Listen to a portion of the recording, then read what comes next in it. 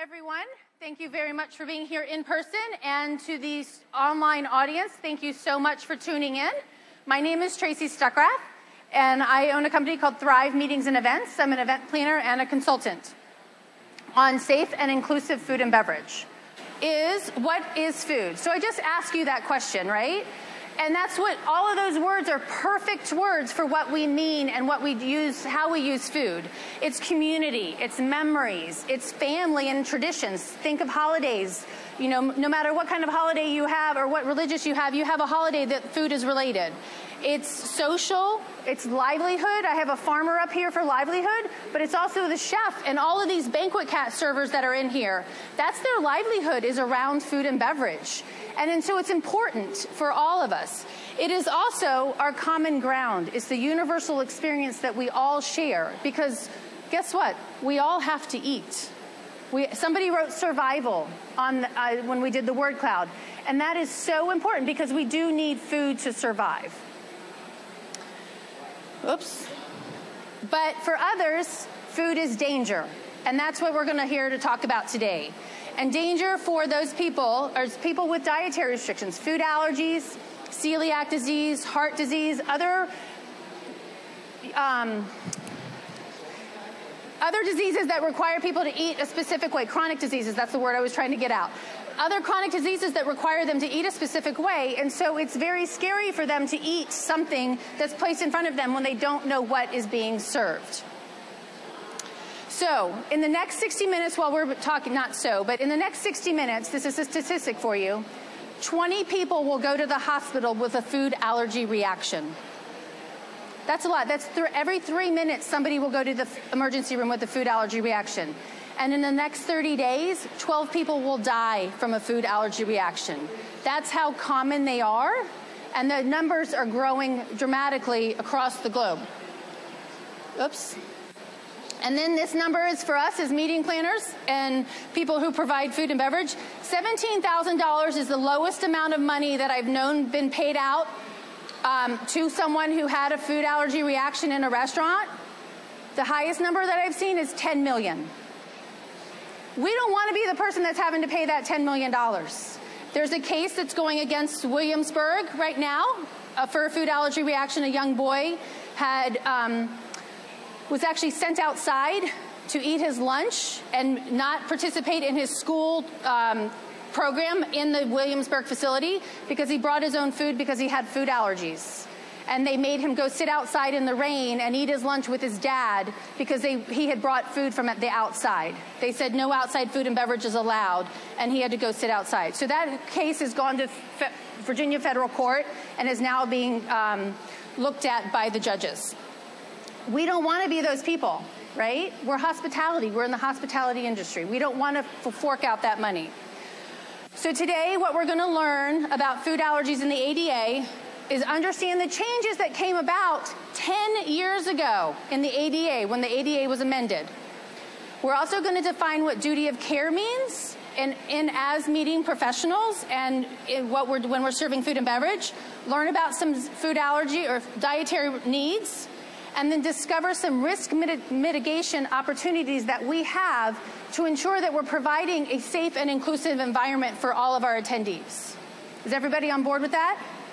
Anything else anybody wants to cover on that? Okay, and please feel free to ask questions of me during the middle of the presentation. I'm open to doing that. But now one more thing before we get started. I have 3 volunteers that I'd like to come up to the table. I've got some snacks for you to enjoy.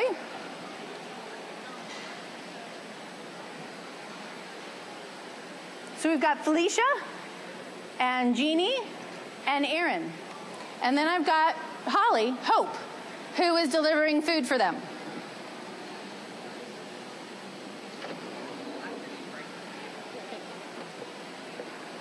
Okay, well, ladies, enjoy your meals, or enjoy your snacks this afternoon. Aaron, I'm sorry, but you're not getting any because you actually have a gluten intolerance, right? Yes. Yes, you have a gluten intolerance. I'm still hungry. You're still hungry, but I don't have anything to provide you. Or I can work on it and get you something. You're used to it? Yeah. That's not good. No. What do you normally do? What do you normally do? salad. Salad and vegetables. Yep. So light or wait or bring a snack. And Jeannie, go ahead and eat your brownies. I told you not to eat the other ones because I had some for you. But this is the typical environment that we sit in when we provide food and beverage. And my niece, who's now 16, I took her to Pinehurst a couple of years ago, and we went to go meet with the chef because she wanted to talk to him about what little appetizer she had. And I asked her, I said, Abby, what is it like when we go out to dinner and we sit down at a table and there's about 10 of us, and you get your food and I'm still waiting for my food just like Erin is here. And she was 9 when I took her there, and she's like, I feel guilty. And I said, why do you feel guilty? And she's like, because I have food and you don't. And this situation that Abby was talking about and the one that's right here, this happens every single day in the meetings that we provide, and we serve food and beverage. I don't know how many stories that I get told on a daily basis. People just, because I talk about this, people come up and tell me their stories. I mean, and this is what we want to avoid. And this is actually an experience of exclusion. And the ADA is an opportunity for inclusion. And that's what the law was designed to do, was to include. And so we need to change our perspective of how we look at that and look at how we can help these people be included in our food and beverage functions rather than be felt excluded. Now, you guys don't have to sit up here the whole time if you don't want, but you take your snacks. And Erin, I'll buy you a drink later. Thank you, Hope. So a little bit about me really quickly is I am a certified meeting manager, certified special events professional. I am not a doctor, I am not a nutritionist, and I am not a lawyer. And I am not going to give you legal advice that I'm going to say go out and write a contract. I want you to talk to your lawyers before you do that. There are a few of them here at MPI, so make sure you do that too. As meeting professionals, no matter if you're a meeting planner, a CSM, or a hotel salespeople, we have accountability for what we do. And that's legal, ethical, and financial. And the legal aspect is the contracts we write. It's the statutory laws. It's the Americans with Disabilities Act. Even the Equal Employment Opportunity Commission. Because how many of you are internal planners at corporations? A lot. So when you're doing that and you're having a sales meeting or you're having a staff meeting and that meeting is a requirement for their job, you actually have to follow the ADA for that because that's a requirement for their job to attend that meeting. So you need to then provide them a reasonable accommodation for what they're eating, what you're serving. Then you've got the legal, the diversity or the ethical diversity service, providing a great environment and an inclusionary environment. And then you've got the financial, the contracts you sign. Think about all of the money you spend on ordering food and beverage, right? You order meals without asking about dietary restrictions. And then you've got Erin, who's got gluten sensitivity, and Hope, I'm just going to give you one. She's vegan. And you've ordered filet mignon covered with something gluten dusted on top of it. And you've just spent $55 plus for that. And you've wasted your budget. Because now the hotel's going to go back, and they're going to make another meal, and they're going to charge you more for those 2 more meals. So it becomes illegal, ethical, and financial. And as meeting planners and as hoteliers, we've got a lot on our plates and what we think about and what we have to take care of. And this list that's popping up is not nearly everything that we cover. I know that. I couldn't fit all of the words on one slide of what we do. And I'm adding one more thing to your plate to do this, but I think it's a very conscientious and legal, ethical, and financial issue that we need to address. Duty of care. Has everybody heard that term before? So, and to be honest with you, I didn't really hear it until about 3 years ago when I was at a session at PCMA convention, and the American Express was talking about it, and in their travel system, and how they work with their corporate clients to understand where they're traveling to, what hotels they're staying in, what flights they're on, making sure that they know where everybody is. Well, duty of care, I went up to her and I said, this applies to food and beverage and food allergies, and she says it sure as heck does. And so we're having that as a duty of care for us as meeting professionals. We need to make sure we're providing and understanding all of the needs of our attendees. So as somebody called me one time, everybody's mama. So we're providing a watchfulness over the people that are here in this convention and the ones that come to our meetings. And if you are negligent in that, the legal division or the legal world will look at you and see what is the meeting planners and the hotels doing and what is standard of practice for them across the board. And if it is standard of practice and if you have failed at doing that, they're going to find you guilty of lack of duty of care. So what I'm going to show you today throughout this presentation are some ways that you can help mitigate that duty of care and enhance that so you're providing an environment. So this is another thing, everybody's mama, we're everybody's mom, right? And sometimes it's hair raising. So the Americans with Disabilities Act, it's a civil rights act built on the belief that inclusion, that individuals are entitled to equal treatment in the American society. It was focused on needs and rights of individuals. It was very fact-specific. And as it developed, it became very exclusionary. The intent of it was to be very inclusionary, to provide everybody inclusion in where they were going. I have a friend of mine whose son is physically handicapped, and when he went to college, he needed a handicapped room. Well, they had a dorm just for handicapped people, like all the way on the other side of campus. And she's like, no, I want my son to be on the main campus in this room or, here. And so they had to actually adapt a room in one of those main dorms. But this was 25, 30 years after the ADA was enacted and the school still wasn't, they were segregating those individuals with handicaps. So in 2008, the ADA was amended to make it a lot more inclusionary. And what they did with that is they added different terminology to the terms of major life activities. Excuse me one second.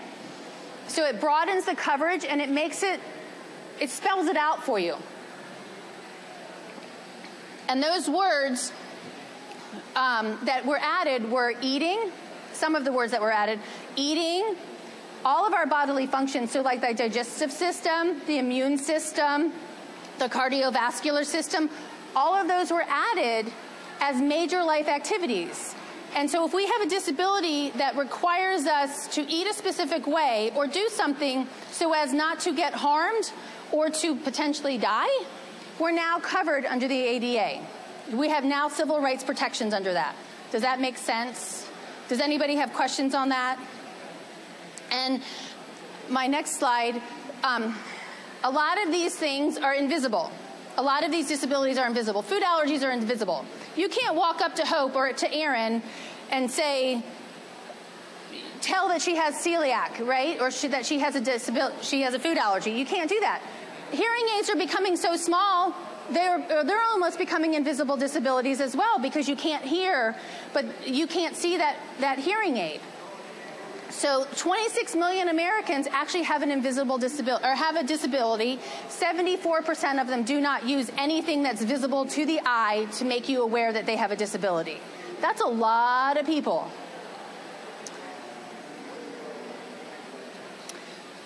Inclusion. It's a deliberate act to accommodate diversity and ensure everyone has an opportunity to involvement. And that was this situation up here with the meal, right? Because when you sit down for a meal with someone and you can't eat, do you feel like you're included? I mean, you really do feel excluded from that meal. And hopefully you were raised that you don't eat until everyone has their meal. So the other opportunity of that is not only have you upset that one person, you've actually upset the entire table. Because you've made them feel you've made them hungry as well. I'm losing my words. They can't eat. So they don't want to eat because they don't want to let the other person feel left out. So dietary needs by the numbers. How many of you have seen more and more dietary needs come across the table? Everybody. Now, how many of you know someone that has a dietary need? Wow, a lot. So this number is worldwide, or these numbers are worldwide. Food allergy, 225 million people. In the US, it's 15 million Americans have food allergies. 6 million of them are kids. 15 minus 6 is 9. That means 9 million adults in the US have food allergies. That's a lot of people, and those people are at work, and they're coming to our meetings and events. And on this slide, they're all going to come separately. These are the ones that are actually food related. Well, not food related, but that are covered under the Americans with Disabilities Act. Vegan and vegetarian, someone might tell you that they're vegan and vegetarian, but they may be doing that because of a medical reason. So you don't know that, and you can't ask them that question. Religious-based practices is not an ADA issue, but it is a civil rights protection. You can't discriminate against them for their dietary need. And when I talk about dietary needs, I do address it in 4 different ways: food allergies, medical conditions, lifestyle preferences, and religious practices. We're going to talk about the first 3 because the religious ones really are not under the ADA. There are 170 foods that are known to cause allergic reactions. Anybody know somebody with tell me an odd one that you know somebody has. Nightshades. Airborne tree nuts. Pepper. Pine nuts. Cilantro. Citrus. And onions and garlic are becoming increasing a lot. And those are both actually in the same family, so you can't have one or the other. But there are 8 foods that cause 90% of all allergic reactions. And I'll show you that slide in just a second. 35 foods, and I'll list this out in a minute too. 35 foods are regulated by governments around the world as allergens. But those 8 foods are the top ones, 90% of all allergic reactions. We talked about the 3, well, somebody said airborne. There are 3 ways that somebody can have an allergic reaction. Touching it. So, like if I touch this brownie here, if it had nuts on it or something, I could actually have an allergic reaction to that or whatever I'm allergic to. Eating it, which is what we typically think, or airborne. And the touching comes, you hear it a lot on airplanes. You know, that's why they say no peanuts because the oil's on the peanuts. There's a meeting planner that came up to me after a presentation last year, and a woman had told her that she had a tree nut allergy. She did not communicate to her that it was an airborne tree nut allergy, and the meeting planner had ordered a Nutella dessert, and it was preset, and it was a dinner for 900 people at her company. Preset. The attendee came up to her an hour and a half before the meal and told her that it was airborne. What do you do? Anybody have an idea? Tell her to eat her in a room? Well, no, but that's what happened. Well, so she said tell her to eat in the room. What happened is that the convention center could not flip it out. They had nothing to replace that dessert with. They had no time to do it. So the woman had to go eat in a restaurant at the hotel by herself while the rest of her company attended the awards presentation. And they were able to, thankfully, switch that out for the rest of the next 2 days of the conference. So they eliminated tree nuts and peanuts from everything else. But that woman, and a lot of people question me on responsibility, and we're going to talk about this too, but it was the woman's responsibility to say in advance that it's airborne. But the meeting planner then took it upon herself after the fact to make it her responsibility to help her throughout the rest of the conference. Does that make sense? So food allergy reactions, they can be mild and they can be severe. Mild is hives and swelling and itching, all the way to throat swelling and anaphylactic shock, which can lead to death. Aaron and I were talking about it earlier today, and a little boy in New York went to his daycare facility, and they had all the paperwork that he has a dairy allergy. And this was headline news, so hopefully you've seen it or maybe not. But everywhere, everybody knew that he had a dairy allergy. They handed him a grilled cheese sandwich one day, and he's 3 or 4 years old, so he doesn't know anything. The kid is no longer with us. He died that day. Or 1 or 2 days later. But that's the last thing that we want to do. And somebody was talking about food allergies at events, and we don't get complaints about them. You know, our food is fine. Nobody talks about it. Somebody with a food allergy reaction is not going to tell you that they just went back to their room to take Benadryl, sit on the john, you throw up. They're not going to tell you that. They're just going to say, oh, I'm fine, and just go hide, because they don't want to be a burden. But we have to create environment. I mean, we're here about creating experiences. That's what WEC is about, is creating experiences. Why don't we create experiences that don't make them go to their room or go to the emergency room, things like that. There was an event a couple years ago at not an MPI event, but at an industry event. She was allergic to pepper, and they were told in advance, they put pepper on her meal, and they said there's no pepper on it, and she was in the emergency room 35 minutes later. So we have to think about how we can create that experience. And somebody said to me yesterday, let's create for the necessity and provide for the full. Because you who does not have a dietary restriction is not going to care or notice that we have no peanuts on the salad.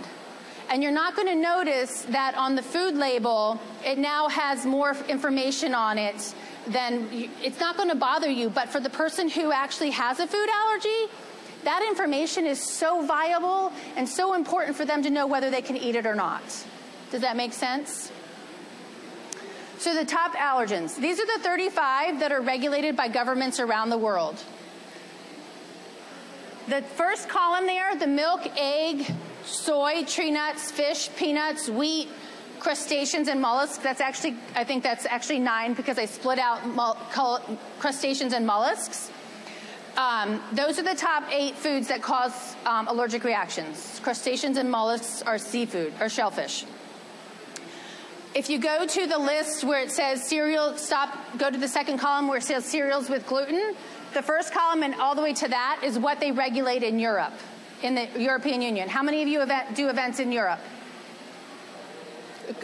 Only a couple, handful of them. So in 2014, just a side tangent here, the EU made it a regulation that any food served directly to a consumer, whether it's prepackaged or unpackaged like these, must be labeled if it contains any of those 14 allergens.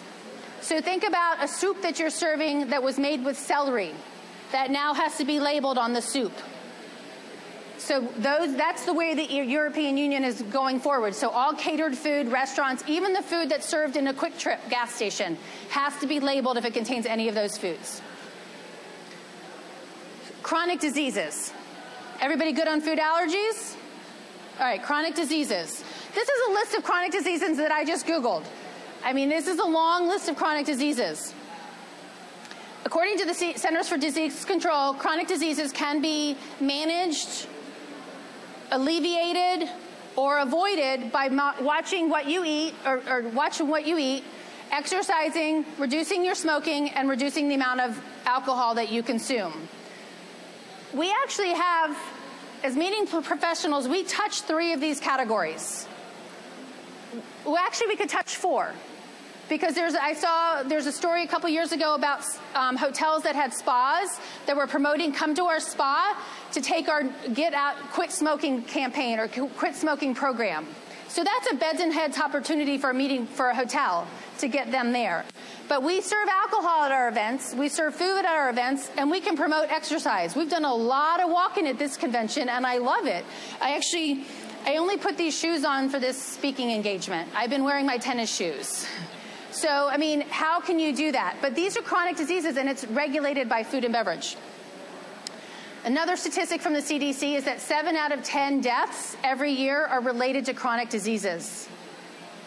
And when I got here the other day, we were opening general session, and I ran into 2 of my friends that know what I do, and one of them is gone. It found out that she's recently lactose intolerant. And so now she's completely dairy-free, so she needs to know if there's any dairy in any of the foods that she's serving. Another one has since gone vegan because her husband's medical condition has required him to go vegan. And quote unquote, she said to me, I love my husband more than I love bacon. And so she has gone vegan as well, so that she can support him in his dietary change.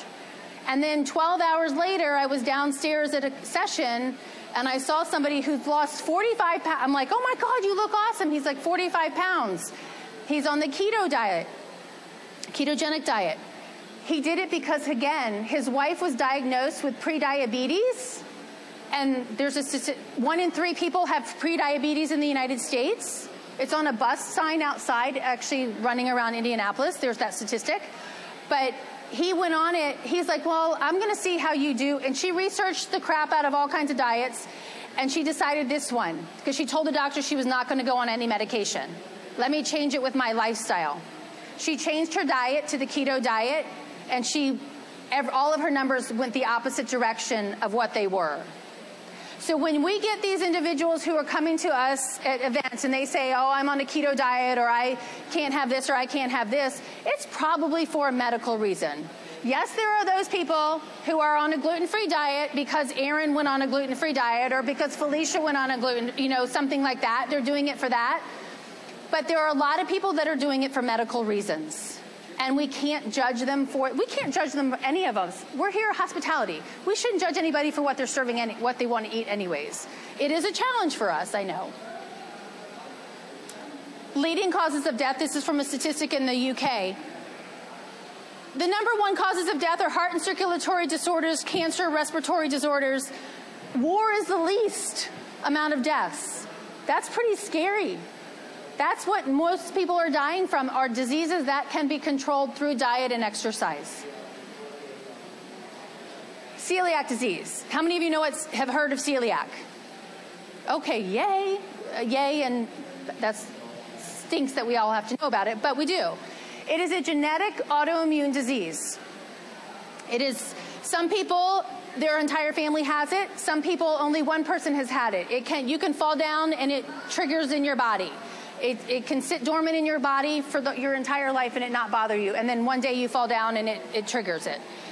1 in every 133rd person in the U.S. has it, which means 3 million people in the U.S. has celiac disease. The scary statistic of that is that 83% of them have not been diagnosed yet. And that takes 4 to 7 years to be diagnosed with celiac disease. People are going to the head doctor, the stomach doctor, the ailing, everything else, trying to figure it out, and nobody's putting it together. But that's the time of diagnosis. And if left undiagnosed or untreated, people end up in the hospital with a variety of other diseases or other issues. Diabetes is related to it. Fibromyalgia is related to it. So all of these other conditions that actually can come about, cancer, because your body, if it's untreated, your body's not working, what it's supposed to be doing. So description of it is, everybody knows what a shag rug looks like, right? So that's what our intestines look like, villi. And the villi, when you have celiac disease and you consume gluten, your villi is flat. It just stops working, so it's like it's flat as this table. And the purpose of it is to absorb all the nutrients and that we have when we're eating our food. And when it's flat, it's not doing that. So your body's not at its prime. It's not doing what it's supposed to be doing, getting the nutrients that it's supposed to be doing. So that opens up your body for a lot of other issues that could arise from not being healthy. Does that make sense? And then gluten, celiac disease, you must avoid gluten. And that is in wheat, rye, and barley. And wheat is in everything that we serve as a meeting planner, almost everything we serve. And it's used as a filler in a lot of other things. Rye, you're not going to see it very much. Barley, what's barley? What do we all drink that's got barley? Beer and liquor. But liquor, from the filtration process, should be completely gluten-free. I personally have issues, I don't have celiac, but I have issues with some vodkas that I drink that cause sinus issues. I can drink Tito's all I want. But so those things can actually hinder it as well. So they have to avoid gluten. Diabetes, the epidemic of the 21st century deemed by the World Health Organization. That's pretty scary. 422 million people worldwide have diabetes. And then 1 in 3 have prediabetes. And we can change, and there are people who are 40, 50 years old that are being diagnosed with type 1 diabetes. Not type 2, which is based on your diet and your lifestyle, but type 1. So we got to figure out what's going on with our body and in our environment. Have to control their blood sugar, have to manage their diet and exercise. As I mentioned earlier, vegetarians and vegans, we're just going to cover this really quickly. Some people might be on these diets because of their medical reasons. They're avoiding beef and poultry, pork, seafood, and grain, and game. Vegans are also eliminating milk and soy and honey. And I will give you these slides at the end if you give me your card, or sorry, you can continue to take photos, but I will give you these slides. So vegans. Bill Clinton went on a vegan diet when he had a heart attack. The doctor prescribed vegan diet, right? So he's not vegan anymore, but that's what helped make him healthier to get over the heart attack. So everybody's whose responsibility? This is the event food chain that I've devised. And my point is that it's everybody's responsibility. From the meeting planner, let's start on the left with the attendee. It's the attendee's responsibility to tell you that I have a dietary restriction of some sort. I should not be snotty about that dietary restriction. I should be, hey, I need to let you know, and can you provide me something? You know, I should not be a biatch, about it. And then the meeting planner should be asking that question. And I'm going to show you some ways to ask that. But open-ended questions, how many people find open-ended questions the bane of your existence on your registration form? There's some hands, because you got to filter through those things, right? So ask with check boxes. But then your sales manager. There's a guy I met a couple years ago at a convention, and it was a hosted buyer, reverse hosted buyer, and he was a meeting planner, and he's like, I have this piece of business in a city, and I'm a vegan, and I told them I was vegan in advance. And this is just a story about how this works, but they knew that. They took him to a restaurant where they were all ordering 3-course meals. He had a salad that he had to ask for, like the bacon bits to be taken off, the cheese to be taken off so he could have it. He had that one salad. And then he went to dinner, and they did the same thing. And he's like, they didn't take into consideration, they didn't read my form that they had me fill out to find out who I am and what my needs are. And he's like, what should I do? He's like, do I give them my piece of business?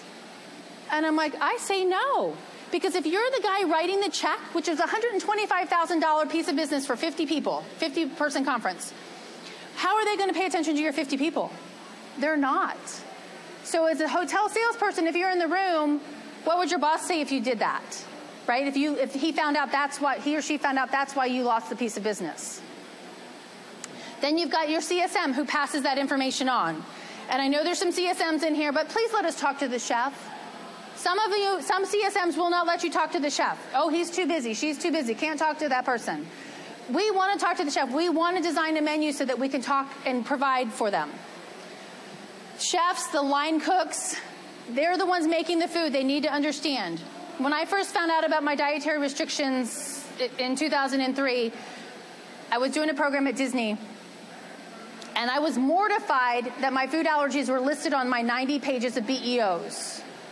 And the executive chef there looked at me and she's like, why is that bothering you? One, my team's the only one seeing it and nobody else in the world knows. But if I don't come to work, my team doesn't know to provide you a meal. And so you need to provide it on every single line, every single BEO, so that they know what to provide you. So that, and those guys, those banquet captains and those servers live off, how many of you know they pull out that BEO out of their pocket and they read it? We need to be doing that. So contracts. Now we're going to talk about ways to mitigate your risk. Everybody good? Okay.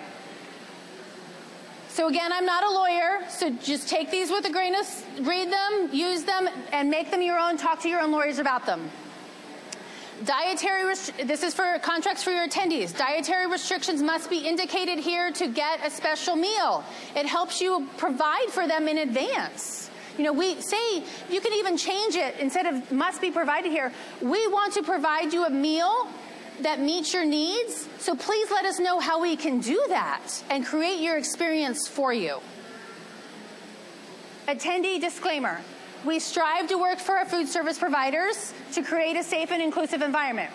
Because you're going to get people that tell you, we're not an allergy-free venue. We're not peanut-free or we're not wheat-free.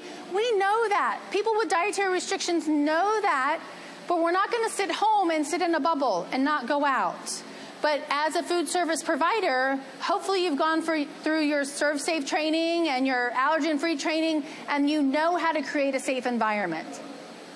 But put this in your attendee contract, which is your registration form. Hotels and catering. Group and hotel agree that we understand this is not an allergen-free environment. Let's work together to create a safe environment. I am asking these questions on the bottom now when I put in my RFP.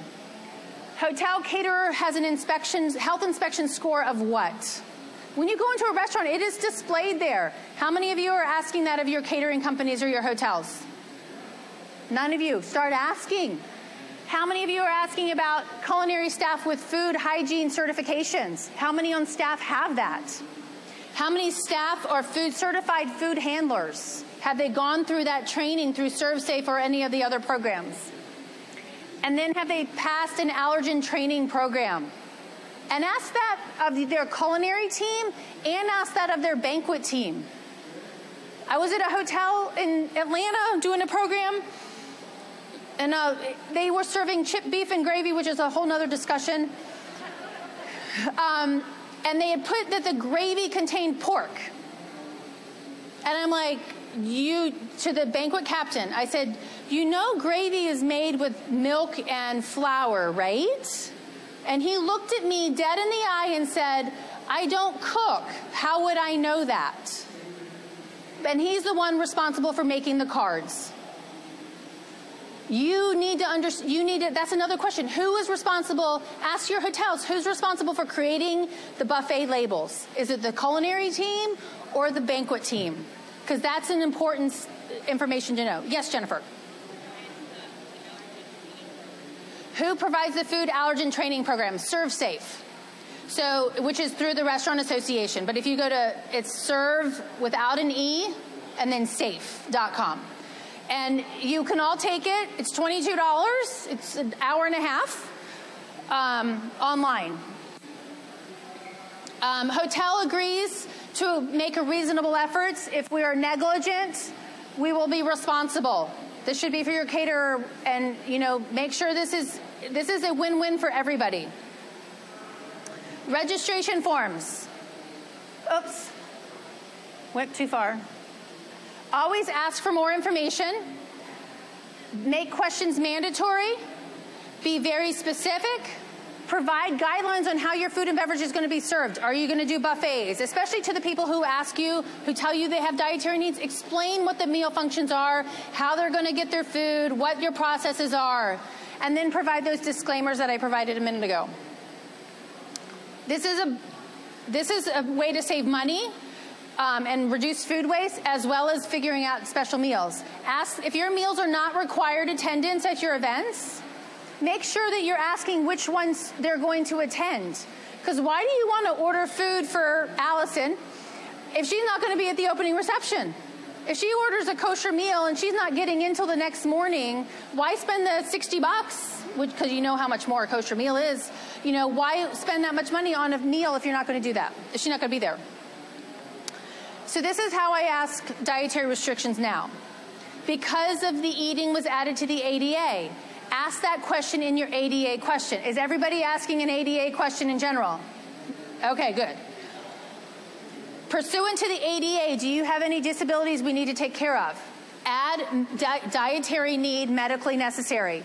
But you need to make this question mandatory, which means you have to put the answer none there as an option. All right? And if they click medical necessary, food allergy, diabetes, celiac disease, and other. And the reason there's other is for the people who have heart disease and other conditions that don't fall into that and don't have a specific, don't fall into those categories. So HIPAA, so Tyra and I talk about this, Tyra Hilliard, and she's here at MPI somewhere. We're not giving any medical information out, and you're giving them the opportunity for none. So if they don't want to provide the information, but what we're doing is, and somebody asked me, because it also relates to GDPR.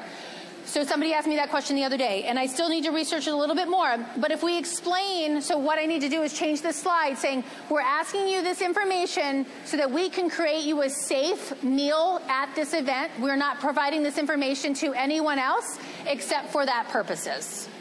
And HIPAA really only pertains to health practitioners, so the doctors and the nurses. So once they go to the hospital, you can give them the information. So I would want you to tell the EMT that I'm having a food allergy reaction, and then once they take over, then you don't get any more information. Does that make sense? So I suggest listing the top 22, or that if you've got people coming from out of the country to your meetings, because they're going to be used to what they get to talk about and how things are labeled. And if you do have people coming from Europe, you definitely want to make sure that you're providing the labeling they're used to in the EU, because it's now required. Ask them how your allergy is triggered. Going back to that story of that meeting planner that she wasn't aware of the lady who had a airborne allergy. Ask them if they're carrying epinephrine, whether it's an EpiPen, Avicu, or a generic version. Ask them if they're carrying it, and ask them what their medical action plan is, what to do in case of an emergency. Yes, ma'am. What if you ask for a fridge for their medicine? They should get that because that falls under ADA. I do that in their room. Hotel has to provide it. They want it at the conference. Yeah, then I would put it at the conference somewhere. Staff office, yep. Or you could, we have lactation centers now. We could do something like that. You could do another room that's only for them, because we do media rooms and things like that. So you could do something like that. But I would put it in the staff office for safety. Right? Yep. Let's talk about that later. Yeah. Because I've never heard of that, but that's a good question. Putting a refrigerator somewhere, if somebody trips on that refrigerator or fall, that's a liability, so that's that's a good question for Tyra too. And then ask about preferences. Vegetarian, vegan, pescatarian, halal, kosher, gluten-free. I'm not celiac, but I follow a gluten-free diet. This is a different way to prepare a menu. This person can have bread on their plate. Celiac cannot. Other and none again. And then if they say they are kosher or halal, and I have, again, this is not ADA, but this is just to talk about registration, ask them if they need that certified kosher meal. I have a conference coming up in 2 weeks, and somebody wrote that they were kosher, so I called them, and I said, I'm just calling to find out, and their response was, I just don't eat pork. So I can make sure that there's no pork on that menu for that person. So that just saved me from buying a $60 meal. Dietary, again, those clauses that I said earlier, dietary restrictions must be indicated here so we can create you an environment. Banquet event orders. How many of you know that a BEO is actually a contract? Okay, good. We're all smart meeting planners. You are signing that. It is a contract for both the meeting planner and your catering company. So you need to spell out every single piece of information you want that hotel server, banquet server, and that hotel or convention center staff to know. Make sure it's spelled out. Kitchen, demographics. The kitchen uses it for the demographics, the dietary restrictions, the timing, the service type. Banquets, number of seating tables. Don from Social Tables was up here before I was, talking about trends in technology. Social Tables is a great tool if you're not using it. You can actually upload your entire attendee list into Social Tables with their dietary restriction attached. And if you have a seated and assigned event, and you move Holly from table 1 to table 10, her dietary restriction goes with her. And then you can print out a report and hand that report to the catering company so their servers know what they're serving at each of those tables. Here's a BEO, a typical BEO. It has everything outlined. That's not working. It has everything outlined, right, what they're going to serve, and at the bottom it says 69 no seafood, 2 vegetarians, 6 gluten-free. What are those people getting to eat? A salad, pasta primavera. CEO of one major company that had an event in Atlanta. He's vegan. He was handed a plate of carrots at his awards dinner for his company. Do you think that meeting planner is coming back to that hotel? Ever? The meeting planner went over it with them numerous times. No, they're not going to come back. This is a contract. Do not make it chef's choice. Make it spelled out. Allison, you should recognize these BEOs. Make them spell out what is being served to the gluten-free person. If that whole meal is gluten-free, make them say that meal is gluten-free and make sure it's correct. There is a meeting planner I know in Atlanta who's posted on Facebook. She's like, look at this. She had a BEO and it said gluten-free salad. The salad came out in a new, really cool display of cones, right? Everybody could pick up a cone and eat their salad. And it also had those Asian noodles on top of it. And she went to the food and beverage director and she said, this says gluten-free salad on the BEO, but this is not gluten-free. He's like, well, the salad is gluten-free. And she's like, but it's in the cone that's not gluten-free. He's like, well, they can just pour the salad out and eat it. And she's like, no, they can't. And he argued with her. So the next day she overheard him talking to another person. Oh, I went home and researched it last night, and now I understand. They don't know what it means. Uh-huh.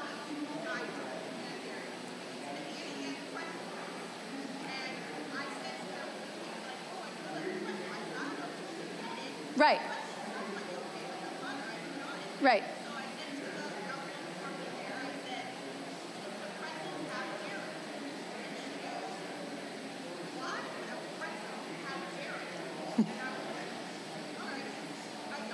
Right.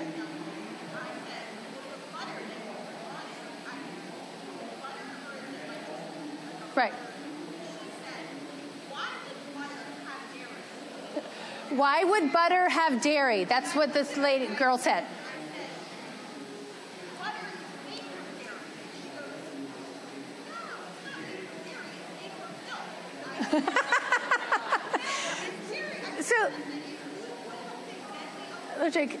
You're going to be dead.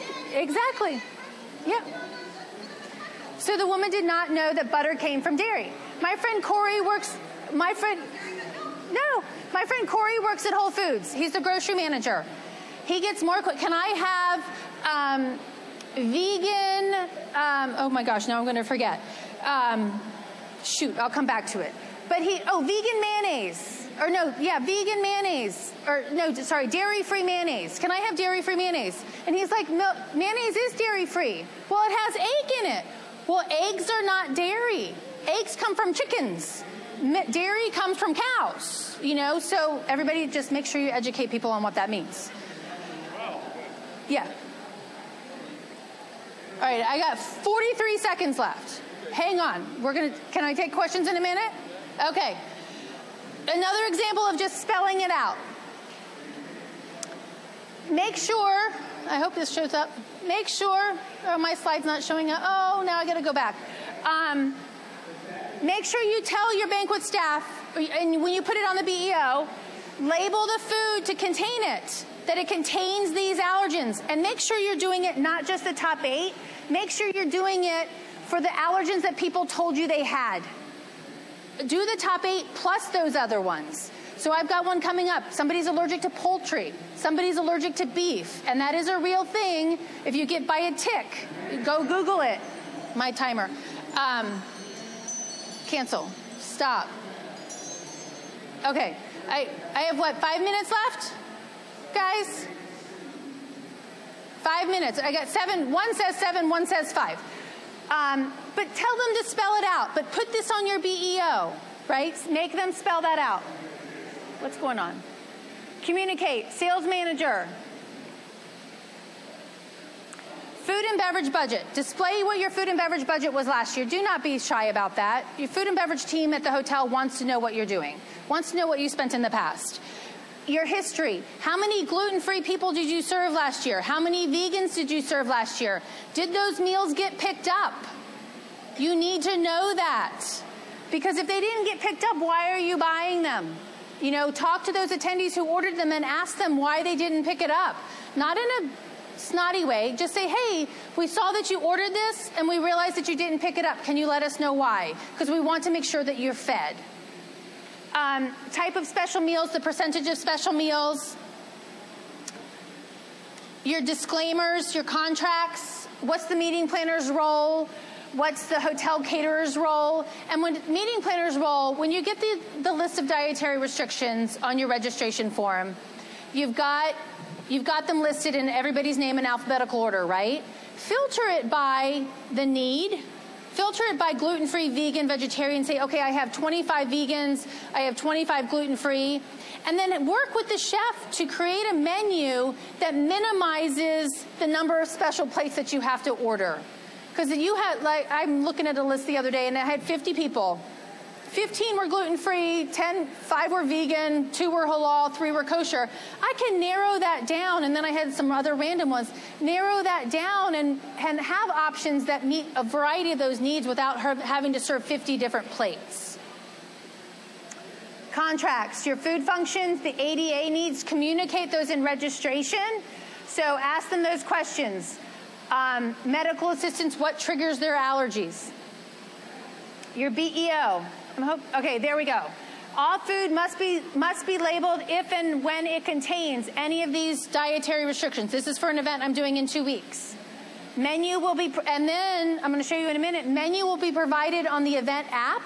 So I need the hotel and to make sure that what I'm coding these menus as are accurate so that when they pull the event app up, it is coded correctly. Diets. All right, so here's some examples of buffet cards. So this one is the two on the Applewood smoked bacon. They scratched out gluten-free. Do you know why they scratched out gluten-free? They put bread underneath the bacon to soak up the grease. So that just made your bacon non-gluten-free. It has now touched bacon, or now touched bread, so it's no longer gluten-free. The tiramisu only contains gluten. Is that true? No. No, not at all. That same hotel served chocolate mousse and said it contained gluten. And I'm like looking at the guy, I'm like, I know mousse does not have gluten in it. What is it? Well, it's a packaged bag of chocolate powder that they pour water in, and it actually contains egg, soy, wheat, and milk. So it contained 4 allergens that we weren't talking, 3 that we weren't even talking about. So, but the reason I show you these, I don't know if this is working. So under the conclave, the one that says conclave, contains fish, wheat, sesame, and tree nuts. List what the food contains, not what it's free of. Because when you tell me it's free of something, it doesn't tell me what's in it. And somebody with a food allergy, celiac disease, when they walk through the buffet, yes, the gluten-free, saying it's gluten-free, and actually it's not gluten-free, what is it? It's gluten-friendly. Because as soon as you take it out of the bag, and as soon as you put it on a buffet where multiple people are going to be around it, it is no longer gluten-free. It's free of gluten. It was made free of gluten, but now you just contaminated it by putting it in an environment that it's not.